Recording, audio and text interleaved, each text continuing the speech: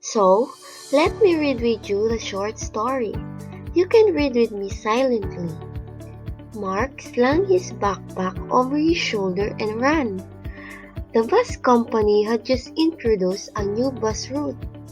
Over the cliffs in the distance, Mark could see the sea sparkling. With a smile, he paid for his ticket and sat down. On the driver's lap, there was a newspaper with a bold headline reading, "Burglar Caught." At the back of the bus, a commotion started up with two teenage boys arguing. Over the bridge, the bus traveled on until it pulled up at Mark's stop. Below the deep water in the canal, fish swam in the murky depths.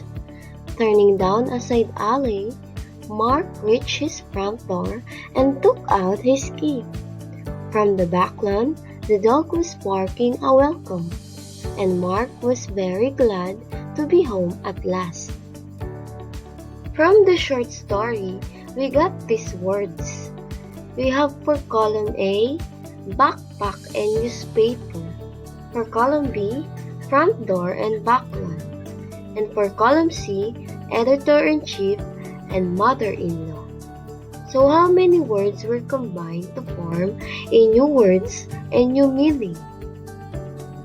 So for columns A, B, and C, they all have two words combined. So what do you call the words with two or more words that are combined together to form a new word and new meaning? I just discussed this a while ago. They are called compound words. And lastly, how do compound words in column A written? If you would notice, in letter A, back and pack, news and paper, they were combined closely. You don't have spaces in between. We call them as close compound words. For letter B, we have front door, back lawn. They are written separately and we call them as open compound words. How about in column C?